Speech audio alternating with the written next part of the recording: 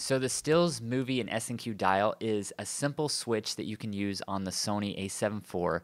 It's a switch that allows the camera to instantly change menus, button assignments, and settings. Now, you can do this in other modes, like if you're using custom settings 1 or 2 or 3, but to be able to just flip a switch, I think it's just a lot easier. Like I can actually just reach behind my camera right now and flip the switch, and I don't have to stand up. I don't have to look at the top dials or anything like that to kind of see which mode I'm in. And then once I get in the desired mode, all my custom buttons are set up for if I'm like shooting video. I can hit like C3 is I have that set to Super 35. I can hit C3, I'm in Super 35 mode.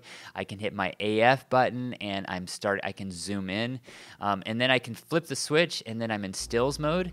And then in stills mode, I have the C3 set to autofocus and my AF on switch is just gonna be my autofocus button.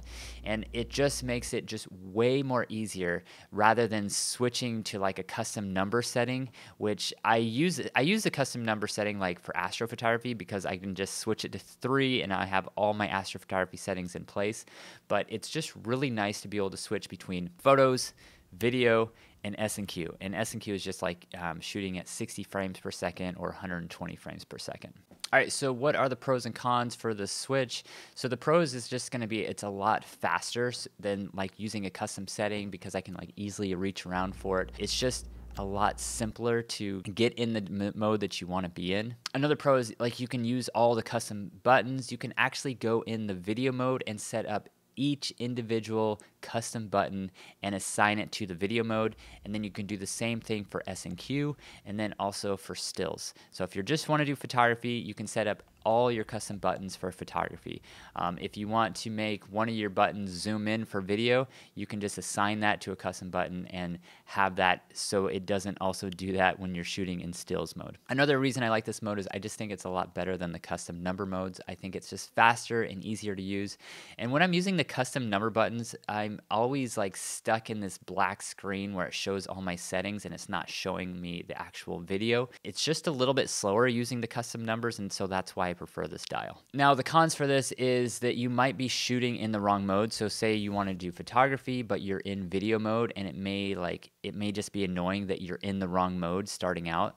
But this can also happen if you have it in the wrong place anyway. So say you have it in the film slot and you're shooting photography and you have to switch it over to manual or aperture. For me, when I first started using this mode, like it was a little bit annoying that I'd be like, oh shoot, I'm doing photography and like the shutter wouldn't work, and I was like, what's going on? And it took me a minute to figure out like, oh, I forgot to hit the switch dial.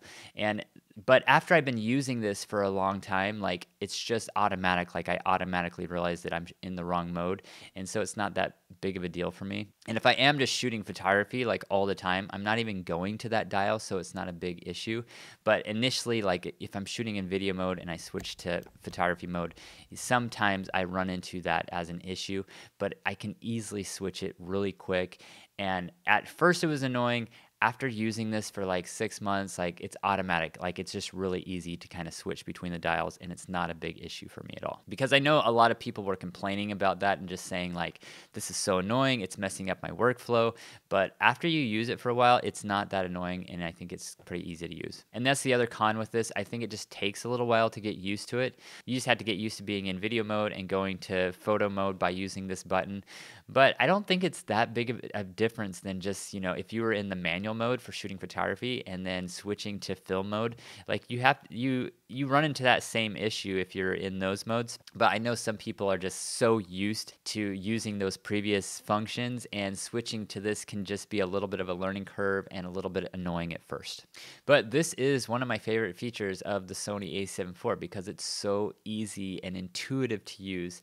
And I think that's one thing with cameras is a lot of times they're just complicated to use sometimes, but I think this easy switch makes it easier to be more of a hybrid shooter. If you're shooting photos all the time and videos, you have this easy switch to do that. And if you're using this camera just to primarily shoot photos, it could be annoying like if you accidentally hit that switch, but I think after you use this for a period of time, it's not going to be that annoying, and it's just going to be intuitive and easy to use. and you'll probably make this mistake less and less. The biggest issue that I have with this camera, and I'm going to say this is pretty much with all cameras in general, is the touchscreen. I've just disabled my touchscreen altogether on my camera because I accidentally just tap it occasionally and I will lose my focus points. So if I'm shooting like a video like this and if I accidentally tap the screen, it's going to focus on something else behind me or somewhere else, and I'm going to be out of focus for this whole video. So that's the biggest issue that I have with touchscreens in general, and that's why I don't like pretty much any camera with a touchscreen. I just disable the touchscreen automatically because of that feature that I can't figure it out, but there's nothing that you can really do to fix it. And I found this with Sony cameras, I found this with Canon cameras and Nikon. It's just a feature that I don't like. So anyway, that's another reason that I really like the Sony A7 IV and why I think it's just a really good camera to have. This mode makes it really easy to kind of be a true hybrid shooter, and that's why I like it. So anyway, I hope you enjoyed this video. Please like, subscribe, and I'll see you in the next video, and have a great day. Thanks.